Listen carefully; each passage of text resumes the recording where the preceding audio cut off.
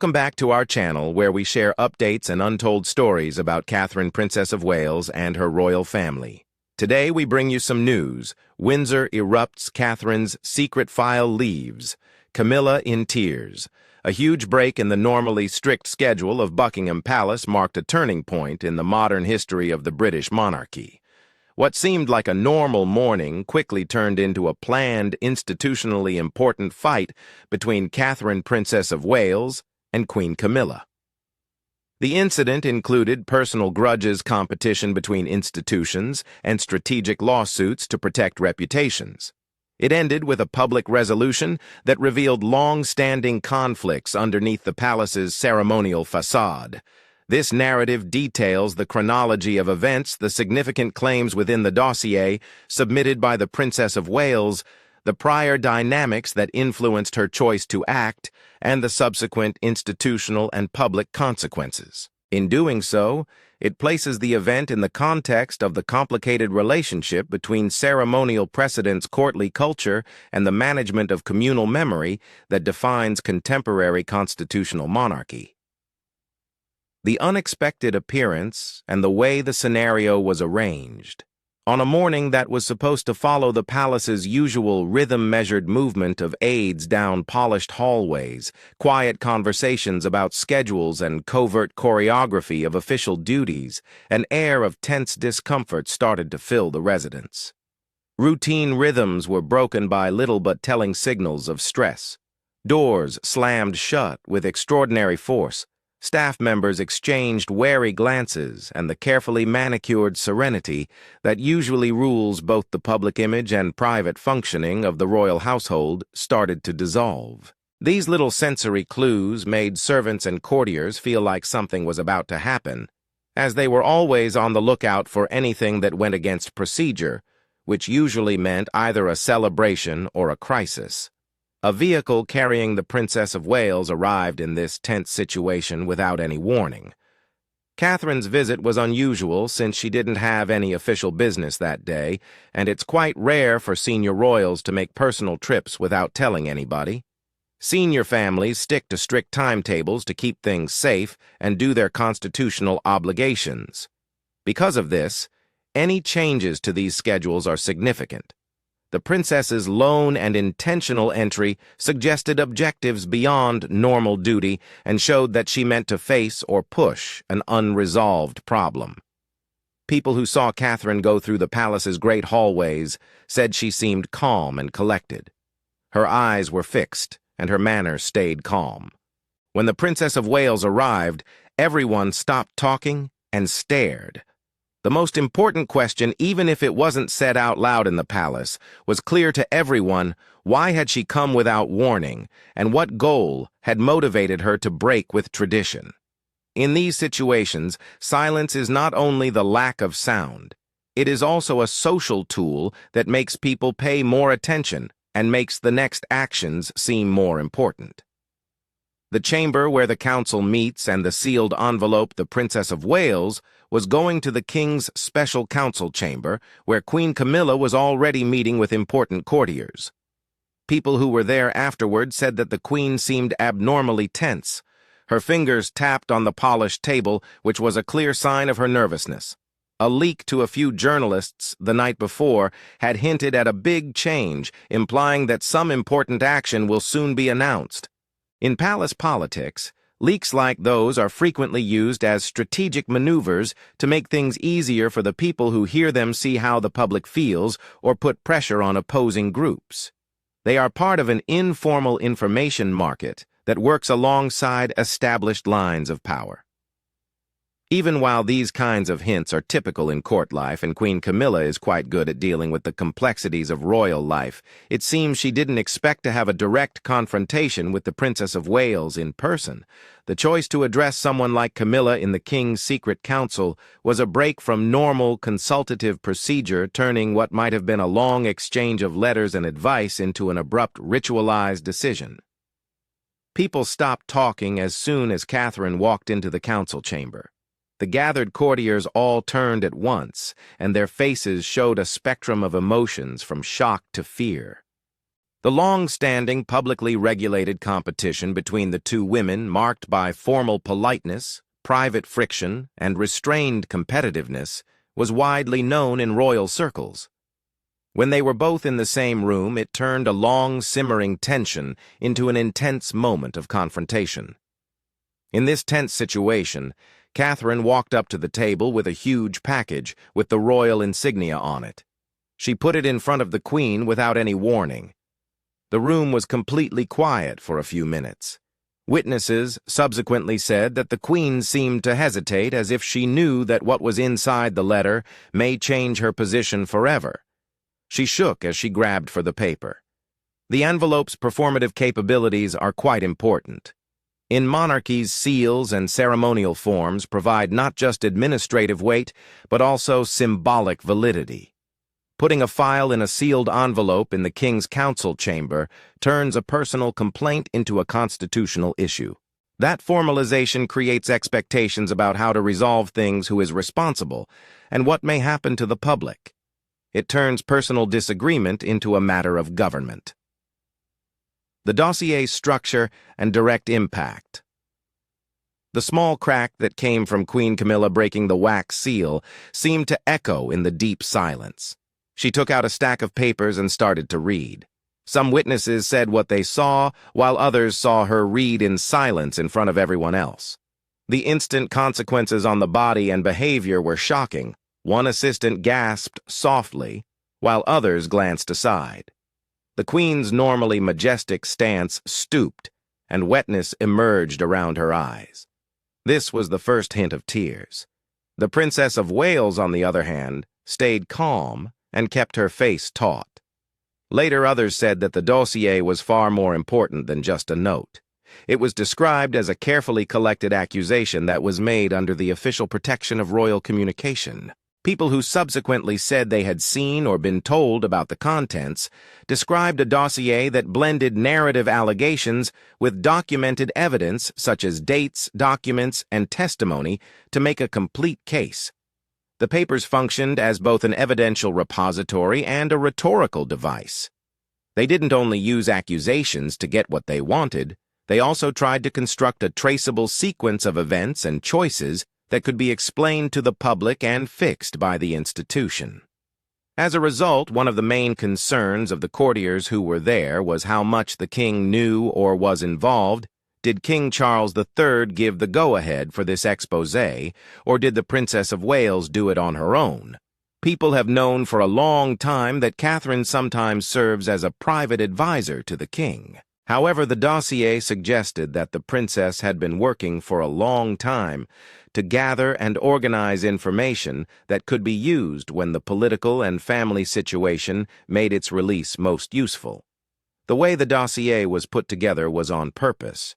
The Princess of Wales wanted to avoid charges that her actions were just emotional or revengeful by gathering old papers, dated letters, and identified witnesses. Instead, the package was presented as an administrative request for remedial action. In constitutional practice, the lineage of evidence and the mode of presentation often determine whether a grievance is seen as a personal conflict or as institutional malfeasance.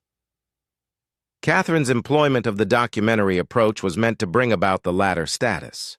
Claims about appointments and the failure of programs. Reports that subsequently emerged from palace insiders say that the first part of the dossier was concerning claims that Queen Camilla had a secret say in who got royal positions.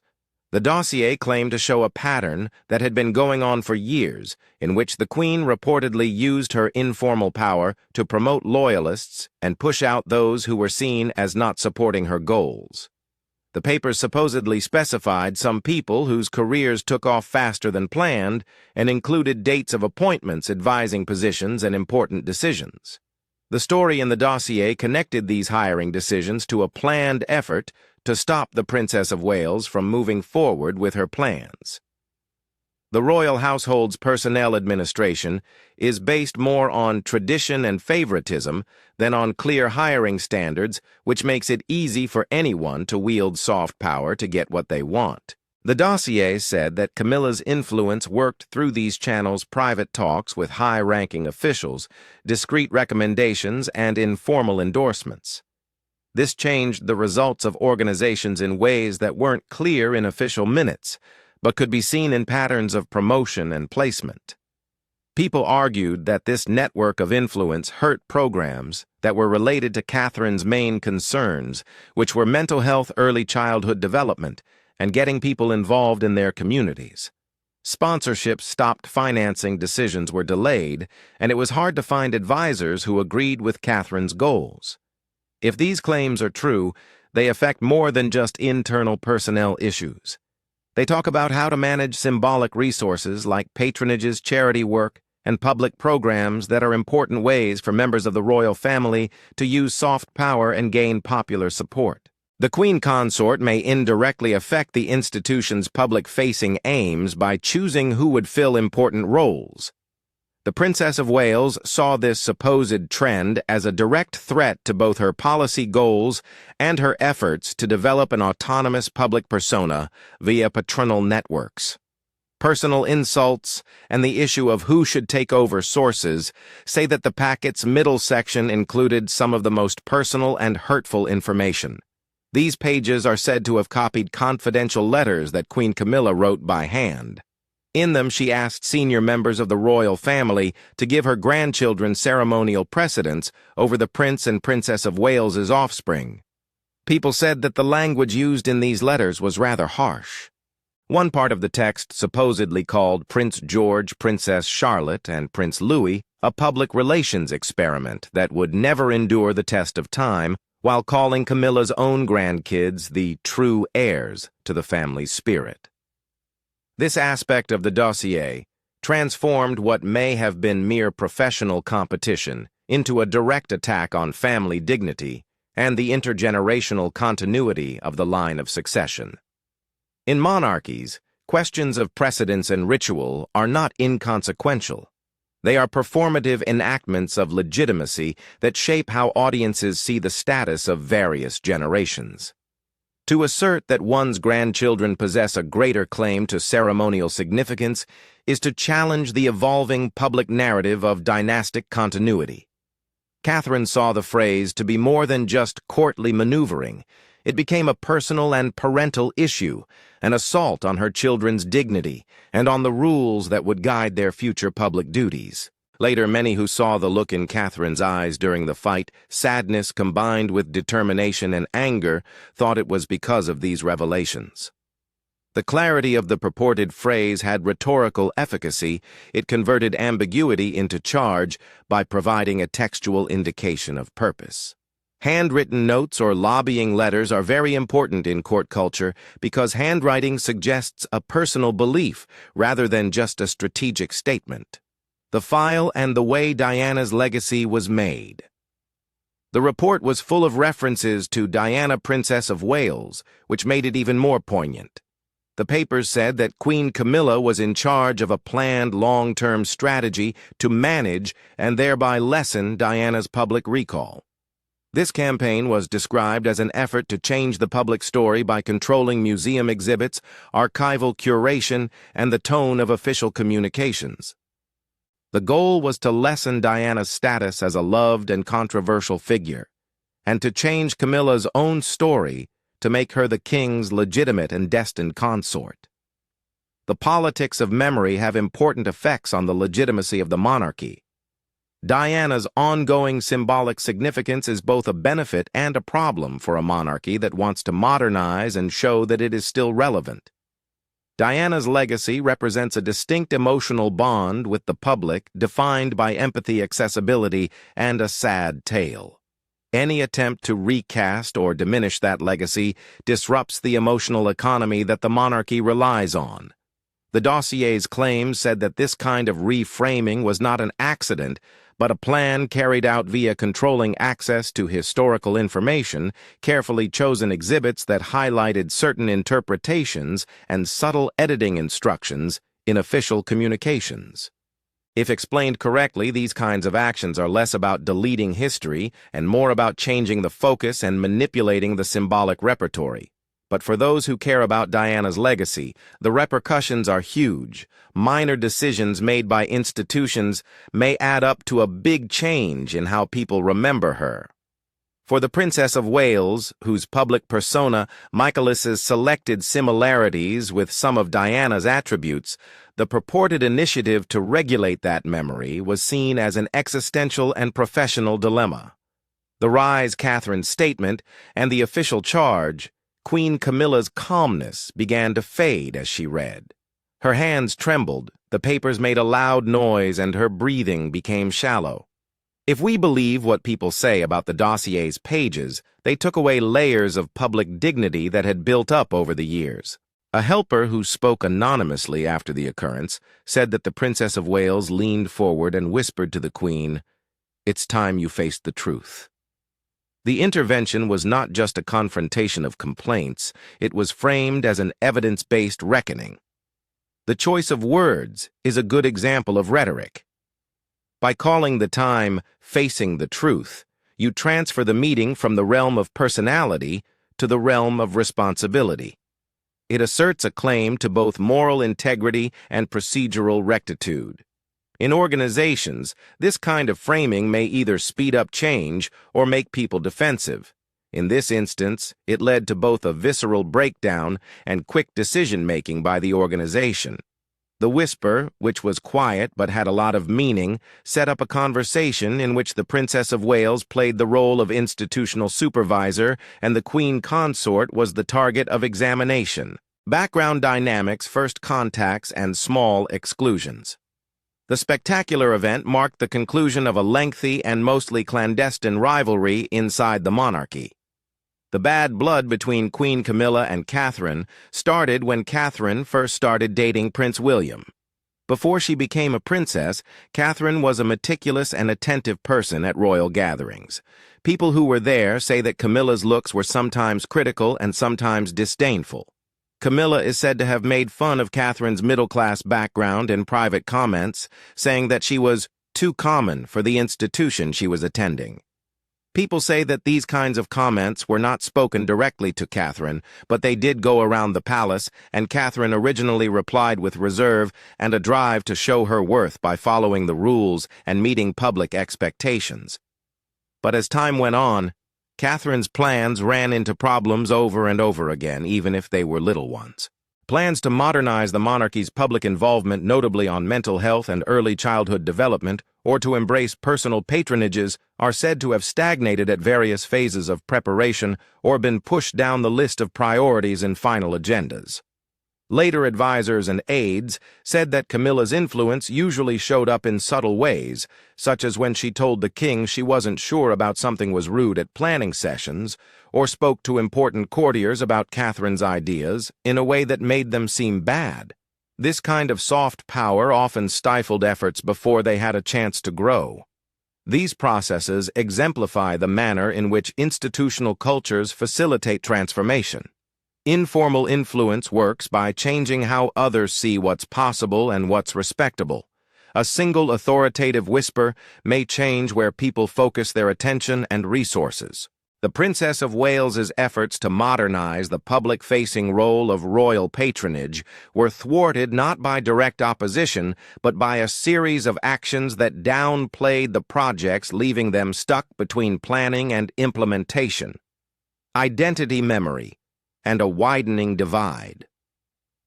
So the battle was not only about who had more power in the administration, it was also about memory, identity, and legacy. Diana's ongoing presence in the public consciousness represented a divergence in how both ladies delineated their public responsibilities. Catherine looked to Diana's way of doing things, her empathy, her openness, and her ability to read public sentiment as good examples to follow, but she also wanted to avoid the mistakes that had caused trouble in the palace before.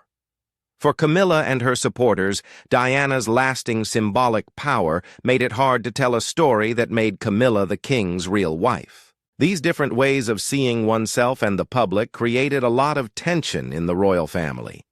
The contest was both representational and programmatic. It dealt with how royal personae are developed and how the institution sees itself in relation to modern audiences. A succession of tiny insults, editorial comparisons in the press, and what some say were planned marginalizations built up to structural pressure that led to the spectacular clash. The catalysts feeling betrayed and putting the kids first.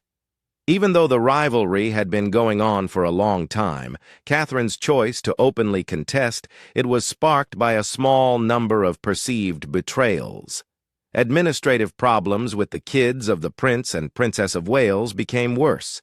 Meetings to decide on titles and ceremonial functions, especially for Princess Charlotte, were routinely put off.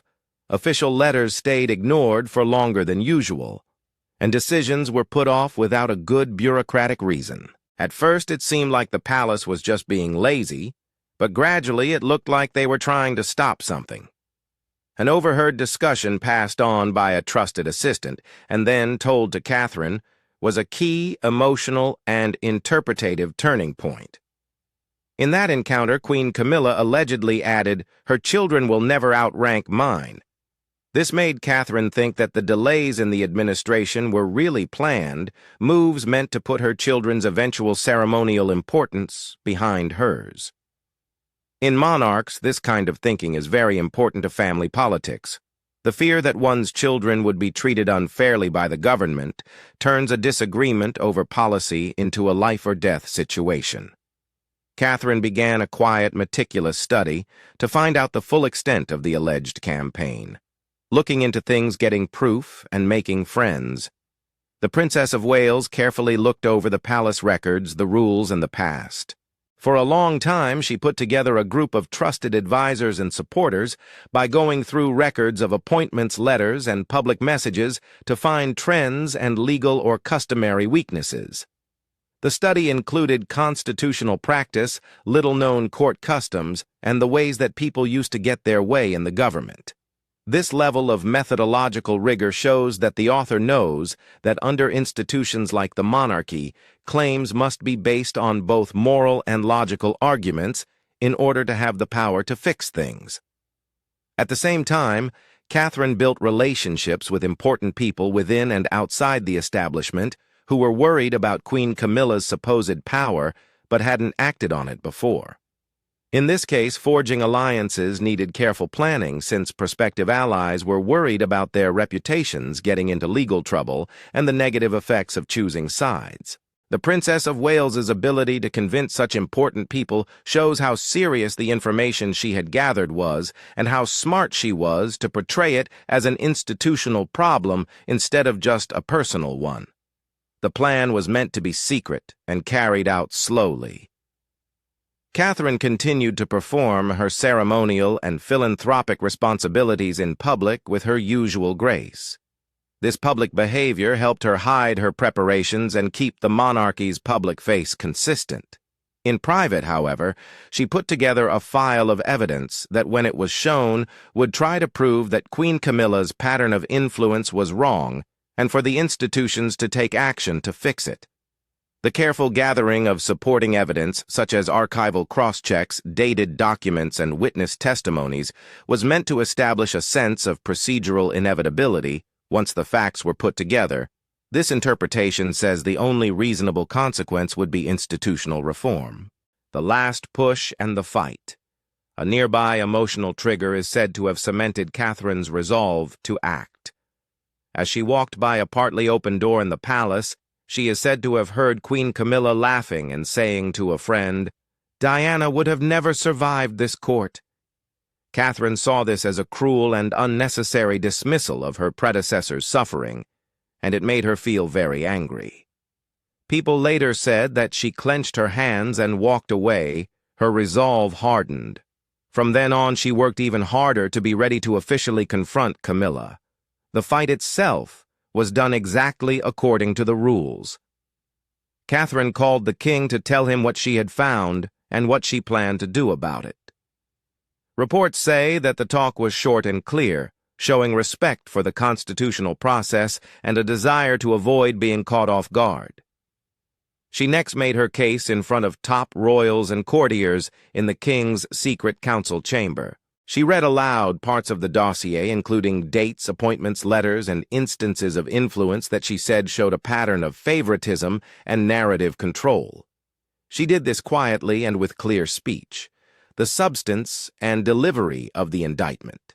The charges against Catherine came out in phases. She started by listing appointments that she said were compromised, including specific dates and names of people involved in order to show a connection between Camilla's supposed influence and the marginalization of staff who were sympathetic to the Prince of Wales's office. Next, she spoke about the drive to manage Diana's legacy, explaining how public memory had supposedly been changed via control over exhibits' access to archives and changes to official communications. Her voice was calm throughout her talk. The rhetorical impact didn't come from theatrical intensity, but from the way she put together everyday data into a clear story of manipulation.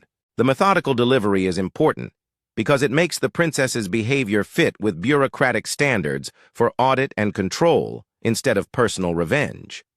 By providing papers, dates, and individuals, she tried to get others to recognize institutional damage and push for remedial action. The rhetorical technique tried to make it hard to deny anything without going against the evidence. Queen Camilla's response followed the same pattern. First, she didn't believe it. Then she became louder and said things like, "That's not true." And then she broke down and cried. At one point, she got up and asked Catherine to stop. Her remarks are said to have been incoherent as she pleaded for compassion. On the other hand, Catherine stayed strong. Several senior royals and courtiers who were there subsequently said they were shocked by the difference between the Princess of Wales's calm resolve and the Queen's breakdown. Judgment and immediate repercussions for the institution. Catherine put the materials in front of the group after her presentation and made a formal decision. She made a quick and clear decision. Queen Camilla's regal honors would be taken away right now. The revocation was not meant to be a private, dignified departure, but rather a public institutional act that took place in front of peers and aides in the council chamber. The punishment was more powerful since it was serious and public. It is quite unusual for members of the royal family to lose their honors, and when it does happen, it is very important. Honors are both personal awards and important parts of the palace's ceremonial economy. Taking them away means taking away acknowledgement of status and showing that the institution doesn't agree with them. By making the revocation public in the council chamber, Catherine made the punishment instantly apparent to a group of witnesses who would subsequently tell the story to palace insiders and via leaks to the media. After the announcement, Queen Camilla left the council chamber in a state of deep sadness. Witnesses said she was unrecognizable in her pain. She fell into the arms of a friend, outside the chamber, cried violently, and then went back to Clarence's house. People said that her leaving Buckingham Palace seemed sad and empty, like a lady who had lost her exterior elegance. Those who were there remembered the heavy and haunting quiet that followed. A senior royal suddenly said, "There are no winners in war," which perfectly reflected the sad realization that all sides had caused harm in the battle. Costs to people and the effects on their lives. The Princess of Wales did not get out of the fight without having to pay a price. After the Queen left, Catherine went to a separate room where she let herself feel the full emotional weight of what she had done. People who subsequently spoke about the situation said that her emotions were complicated. She was sad about the institution she had committed herself to, tired after a long battle, and grimly satisfied that she had gotten a clear institutional consequence. The tears dropped by both ladies were understood as symptomatic of scars deeper than the present confrontation wounds collected over years of insult, strategic resistance, and unhealed slights. The effects on institutions and the public's response. After the fight, the mood within the palace altered. There was a quiet, hesitant hush in the hallways. The workers did their jobs more carefully and talked in lower tones. The household's prior confidence had been replaced with doubt. The typical flow of work was thrown off by the pressure of being watched and speculated about. Meetings that used to happen on a regular basis were pushed back, and the normal rotation of tasks was put on hold. The incident also quickly turned into a media maelstrom. Newspapers in the U.S. and throughout the world put the event on their top pages, and different commentators called it anything from a necessary internal correction to a vicious palace coup. People's opinions quickly split.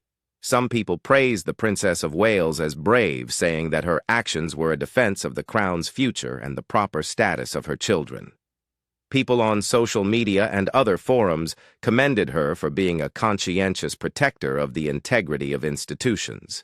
On the other hand, a large number of people criticized the conduct as unnecessarily brutal, saying that she had planned to humiliate the monarchy, which was already weak. The divided reaction placed even more pressure on the royal family to deal with the aftermath and come up with a clear answer. Without a quick, clear story, suspicion grew and competing stories spread. Queen Camilla's withdrawal and early reports. Queen Camilla stayed out of the public eye right after the event.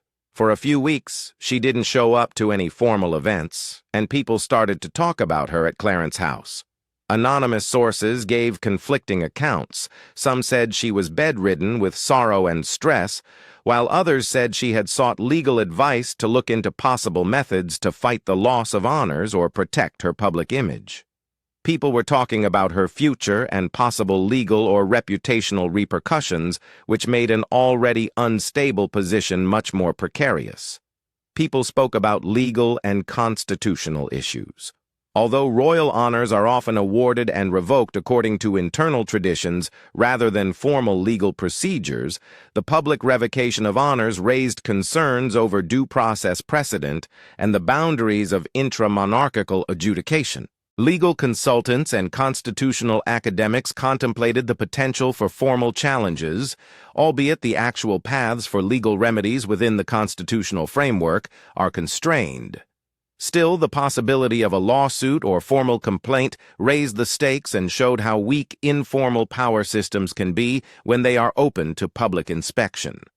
Final thoughts. The Princess of Wales's clash marked a significant shift in power and narrative inside the royal family.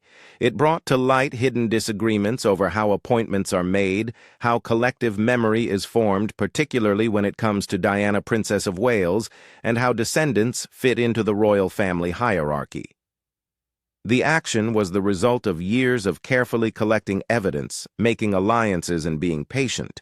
It was also clearly a reaction to personal insults and being pushed to the sidelines by institutions. The immediate effects were huge: the Queen's sudden departure, the stripping of honors, and a divided public response that made the monarchy even more vulnerable. However, the less obvious consequences were just as important. They included damage to trust between people, a loss of private dignity, and an unclear long-term effect on the Crown's unity. The event may not be seen as a final solution, but rather as a major break whose full effects on institutions and culture will only become clear over time. It has already sparked a public discussion about governance legitimacy and the moral limits of influence within hereditary institutions. It's still unclear whether it will lead to structural changes that make decision-making clearer, or whether it will leave behind a legacy of distrust and factionalism. The monarchy's ability to adapt will largely hinge on its capacity to harmonize the personal connections that uphold it with the procedural standards that confer legitimacy in the public's perception, an equilibrium that following this confrontation seems increasingly essential and fragile. Thank you for watching the video. Please let us know your thoughts and goodbye for now.